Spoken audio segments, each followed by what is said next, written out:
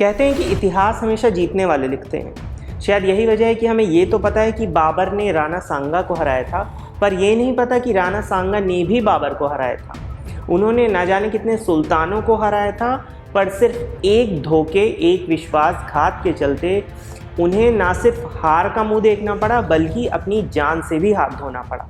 जानेंगे आज वो सब कुछ हिस्ट्रीनामा में। जय हिंद दोस्तों, हिस्ट्रीनामा में आप सबका एक बार फिर से स्वागत है। दोस्तों, बाबर से लड़ने वाले महाराणा संग्राम सिंह सिसोदिया, जिन्हें हम राणा सांगा के नाम से जानते हैं, वो थे राजपूताना से, यानी आज के राजस्थान से। उनका रूल चलता था मेवाड़ से, यानी आज के भीलवाड़ा, चित्तौड़गढ़, प्रतापगढ़, राजसमंद, उदयपुर जैसी जगहों से लेकर मध्य प्रदेश के नीमच और मंदसौर और गुजरात के कुछ हिस्सों तक। साल 1508 में राजा बनने वाले राणा सांगा के वक्त पर मेवाड़ समृद्धि और ताकत के चरम पर था।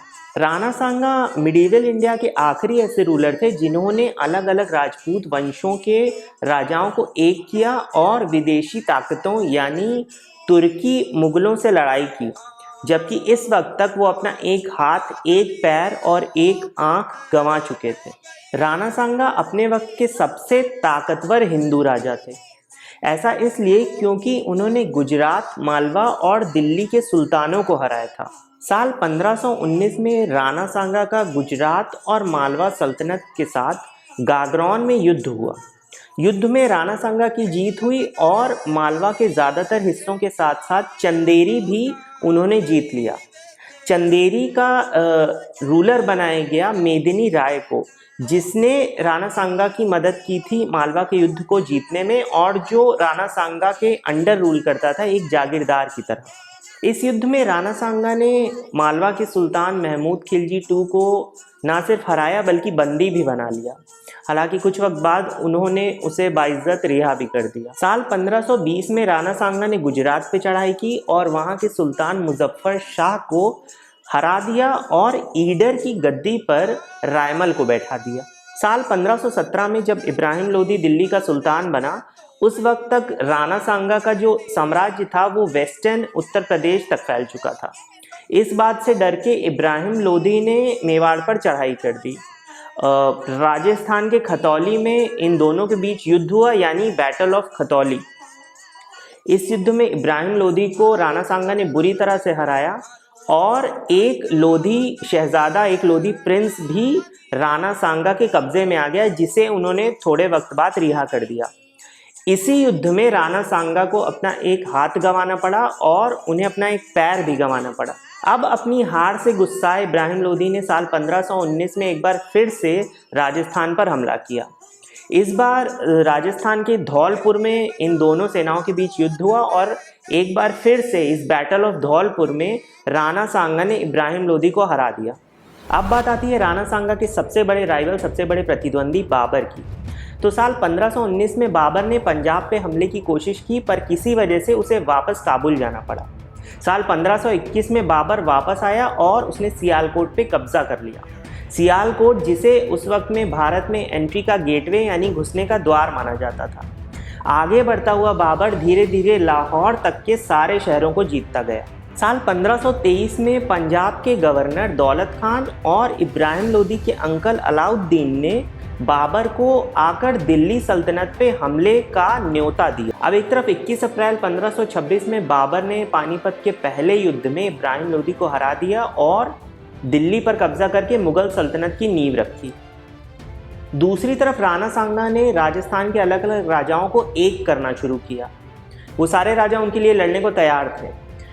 तीसरी तरफ हसन खान मेवाती के अंडर जो मुस्लिम राजपूत थे वो भी राणा सांगा के लिए लड़ने को तैयार थे, और जो इब्राहिम लोदी के छोटे भाई महमूद लोधी के अंडर अफगान थे वो भी राणा सांगा के लिए लड़ने को तैयार थे।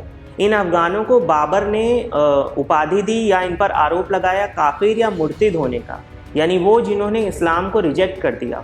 कहते हैं कि राणा सांगा और उनकी सेना के बारे में सुनकर बाबर की सेना के हौसले पस्त होने लगे। 1527 के फरवरी महीने में बाबर की आगे बढ़ती हुई सेना को बयाना के युद्ध में राणा सांगा ने बुरी तरह से हराया। बाबर ने पीछे से और सेना भेजी, उनका भी वही हाल हुआ, यानी राणा सांगा ने उन्हें भी बुरी तरह से हराया। दरअसल बाबर की सेना कई सालों से बहुत सारी लड़ाइयाँ कर चुकी थी। साल 1507 से बाबर की सेना लड़ाइयाँ कर रही थी और ऊपर से उनके सामने थे राणा सांगा, जो खुद इतने सालों से इतने सारे युद्ध करते आया था और एक भी युद्ध में वो हारे नहीं थे। ऐसे में बाबर ने अपनी सेना में जोश भरने के लिए इस पूरे युद्ध को एक मजहबी रंग दिया। उसने हिंदुओं के खिलाफ जिहाद का ऐलान कर दिया। उसने शराब पीने पर पूरी तरह से प्रतिबंध लगा दिया और तमगा कर यानी तमगा टैक्स को पूरी तरह से बंद कर दिया, एबॉलिश कर दिया। आखिरकार 16 मार्च 1527 को दोनों सेनाओं के बीच खनवा में युद्ध छिड़ गया। अब एक तरफ राणा जी की सेना ट्रेडिशनल जो पारंपरिक तरीके थे युद्ध के उसे अपना रही थी और उस हिसाब से युद्ध कर रही थी। दूसरी तरफ बाबर बंदूक और तोपों के साथ लड़ाई कर रहा था। इसके बावजूद युद्ध भीषण से भीषण होता जा रहा था और दोनों तरफ बहुत सारे सैनिक मारे जा रहे थे। ऐसे में युद्ध एक निर्णायक मोड़ पर आ गया और यही वो वक्त था जब राणा सांगा को धोखा मिला। सिलहदी नाम का जागीरदार जो राणा सांगा के अंडर मध्य प्रदेश के रायसेन से रूल करता था, वो युद्ध के इस निर्णायक घड़ी में बाबर की सेना से जा मिला। उसके बाबर की सेना में मिल जाने से राणा सांगा को जो अपनी युद्ध की रणनीति थी, जो योजना थी, उसमें बदलाव करना पड़ा। ऐसे में सेना में अफरा तफरी मच गई और इसी बीच राणा सांगा को एक तीर आके लग गया जिससे वो बेहोश हो गए।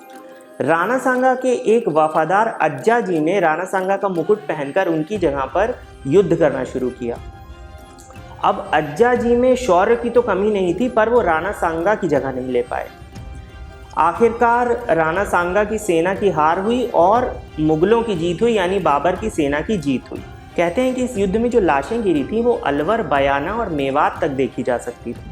माना जाता है कि पृथ्वीराज कछवा घायल राणा सांगा को कालपी नाम की जगह पर ले गए। होश में आने के बाद राणा सांगा ने वापस बाबर के साथ युद्ध करने का निर्णय लिया, पर ऐसा कहा जाता है कि उनके ही किसी विश्वास पात्र ने उन्हें जहर दे दिया और आखिरकार 30 जनवरी 1528 को राणा सांगा की मृत्यु हुई। बात करें सिलहदी की, तो वो राणा सांगा के अंडर सारंगपुर और रायसेन से रूल करता था। राणा सांगा ने मेदिनी राय और सिलहदी की कई सारे युद्धों में मदद की थी और मालवा का युद्ध इन तीनों ने मिलकर जीता था।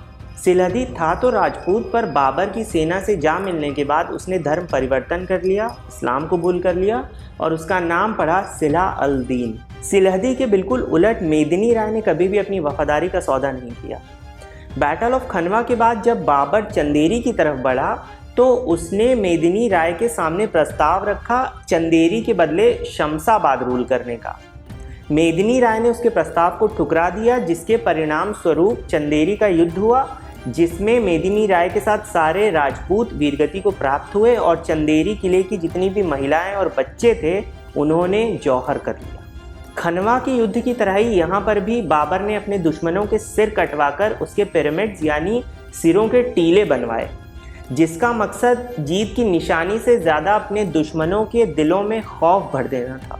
हिस्टोरियंस मानते हैं कि बाबर जीतता गया क्योंकि उसके पास तोप थी, पर ना जाने हमें ये क्यों नहीं बताया जाता कि तोप के अलावा भी राणा सांगा के हारने का एक बहुत बड़ा कारण वो धोखा, वो विश्वासघात माना जा सकता है जो उन्हें इस ऐन वक्त में उनके ही वफादारों ने दिया।